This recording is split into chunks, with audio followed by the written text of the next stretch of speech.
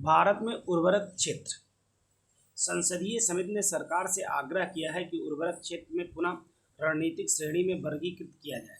समिति ने इसकी वर्तमान गैर रणनीतिक स्थिति की आलोचना करते हुए कहा है, आत्मनिर्भर भारत के तहत भारत के स्वावलंबन लक्ष्यों के अनुरूप नहीं है, विशेषकर बढ़ती आयात निर्भरता और खाद्य सुरक्षा संबंधी चिंताओं को देखते हुए। उर्वरक क्षेत्र पर संसदीय समिति की अवलोकन और सिफारिशें क्या है। सबसे पहले अवलोकन देखते हैं। खाद्य सुरक्षा से संबंध। उर्वरक कृषि उत्पादकता और खाद्य संप्रभुता के लिए अत्यंत महत्वपूर्ण है।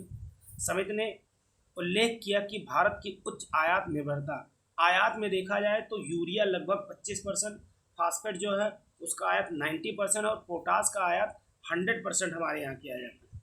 तो जो उच्च आयात, घरेलू उत्पादन, मूल्य स्थिरता, आपदा रोधी क्षमता और दीर्घकालिक खाद्य सुरक्षा है हेतु उर्वरक सार्वजनिक क्षेत्र उपक्रम को मजबूत बनाना आवश्यक बनाती है। निवेश और सार्वजनिक संपत्ति प्रबंधन विभाग ने खाद्य सुरक्षा के क्षेत्र की महत्वपूर्ण भूमिका के बावजूद उर्वरक क्षेत्र को रणनीतिक दर्जा देने से इनकार कर दिया है। कम पीएसयू बाजार हिस्सेदारी। सार्वजनिक क्षेत्र उपक्रम यूरिया उत्पादन में केवल 25% तथा गैर या यूरिया उर्वरक उत्पादन में 11% का योगदान करते हैं। निजी क्षेत्र इस उद्योग में प्रमुख भूमिका निभाते हैं और वर्ष 2023-24 में कुल उत्पादन में इसका योगदान 57% से अधिक रहा है। समिति ने कहा है कि पीएसयू विशेष रूप से लघु और सीमांत किसानों के लिए सरकारी सब्सिडी के तहत वितरण द्वारा मूल्य स्थिरता का कार्य करते हैं, जिससे यह आवश्यकता रेखांकित होती है कि उर्वरक क्षेत्र की रणनीतिक माना जाए। अब हम देखते हैं समिति ने सिफारिशें क्या की हैं। नीतिगत समर्थन। क्षेत्र को रणनीतिक घोषित किया जाए ताकि सतत निवेश आकर्षित किया जा सके और आत्मनिर्भर भारत के लक्ष्यों को पुनः अनुरूप कार्य सुनिश्चित हो। उर्वरक पीएसयू का पुनरुद्धार। सार्वजनिक क्षेत्र के उपक्रमों में प्रौद्योगिकी उन्नयन, उत्पादन विविधीकरण, सतत प्रथाओं को अपनाने हेतु एक विशेष मिशन शुरू किया जाए।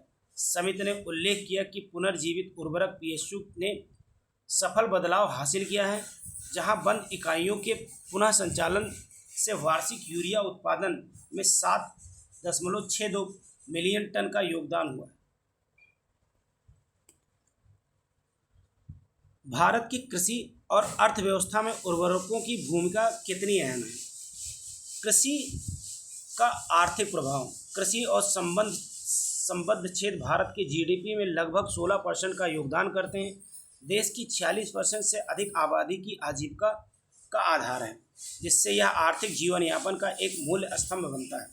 उर्वरक उत्पादन उपभोक्ता की प्रवृत्तियाँ।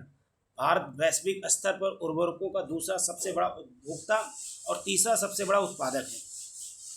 कुल उर्वरक उत्पादन वर्ष 2014-15 में 385.39 लाख मीट्रिक टन से बढ़कर 2023-24 में 503.35 लाख मीट्रिक टन हो गया है।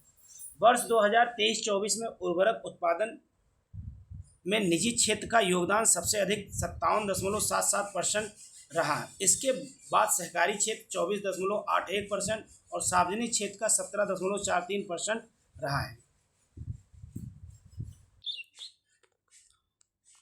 भारत का उर्वरक क्षेत्र स्थिरता आत्मनिर्भरता की दिशा में कैसे विकसित हो रहा है।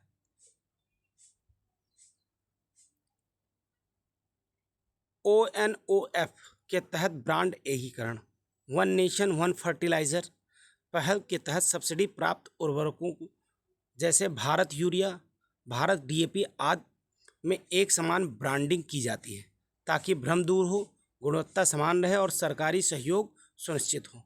सतत उर्वरक प्रथाएं।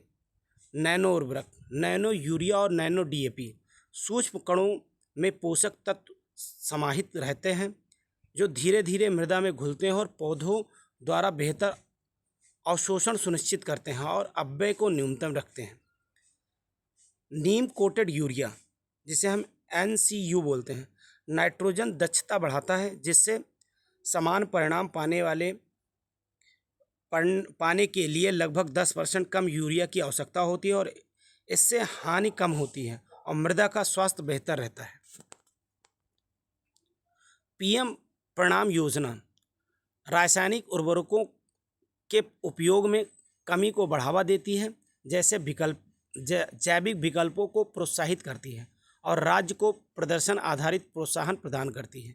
जैव उर्वरक और मृदा स्वास्थ्य कार्ड योजना संतुलित पोषक तत्व आपूर्ति और परीक्षण आधारित मृदा प्रबंधन पर बल देती है, जिससे किसानों को मार्गदर्शन और बेहतर उर्वरक उपयोग सुनिश्चित होता है।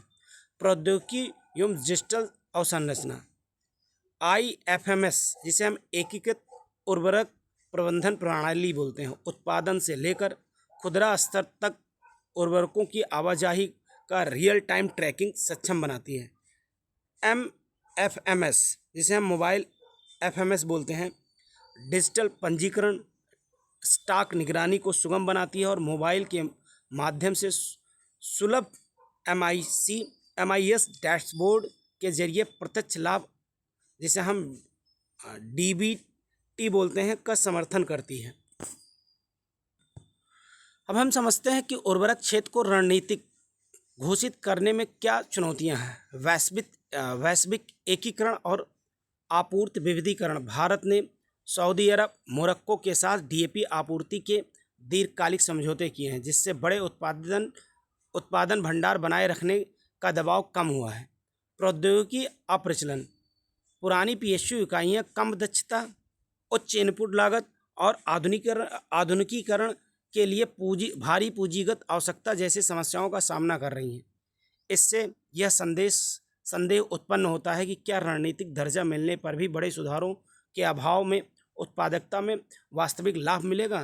कुछ सार्वजनिक क्षेत्र के उपक्रम, कच्चे माल की कमी, मूल्य निर्धारण की विसंगतियां, पुरानी प्रौद्योगिकी के कारण कम क्षमता पर कार्य करना जारी रखी हुई हैं, जिससे रणनीतिक मामला और कमज़ोर हो गया है।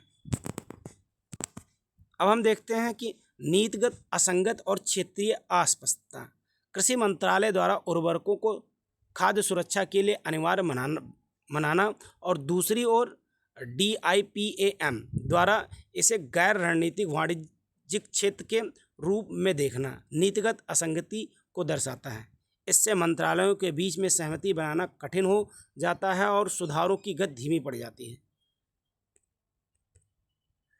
भारत अपने उर्वरक क्षेत्र को आत्मनिर्भर कैसे बना सकता है। घरेलू उत्पादन को बढ़ावा देना। नई विदेश नीति 2012 के तहत मौजूदा इकाइयों को लाभकारी रूप से संचालित करना सुनिश्चित किया जाए और बंद संयंत्रों को पुनर्जीवित कर आयात पर निर्भरता घटाई जाए। नवाचार और स्थिरता। नई उर्वरक संरचनाओं, पर्यावरण अनुकूल उत्पादन और संसाधनों के कुशल उपयोग हेतु अनुसंधान एवं विकास में निवेश किया जाए। PM प्रणाम योजना और प्रधानमंत्री किसान समृद्धि केंद्र के माध्यम से जैव उर्वरकों व नैनो उर्वरकों का प्रयोग प्रोत्साहित किया जाए। सार्वजनिक निजी सहयोग को बढ़ावा। नवाचार, निवेश और उत्पादन क्षमता को बढ़ाने के लिए साझेदारी को प्रोत्साहित किया जाना चाहिए। क्षेत्रीय विनिर्माण केंद्र। प्रमुख कृषि क्षेत्रों के निकट फर्टिलाइजर क्लस्टर स्थापित किए जाएं ताकि परिवहन लागत घटे और वितरण तेजी से हो सके। वित्तीय प्रोत्साहन। नैनो उर्वरक उत्पादन के लिए उत्पादन आधारित प्रोत्साहन, जिसे हम PLI योजना लागू की जाए, जिससे निर्माता प्रोत्साहित हो और अपनाने की गति तीव्र हो। राष्ट्रीय पोषक प्रबंधन कार्यक्रमों में नैनो उर्वरक को शामिल किया जाए ताकि परंपरागत उर्वरकों का पूरक बन सके और आयात निर्भरता कम हो सके। धन्यवाद।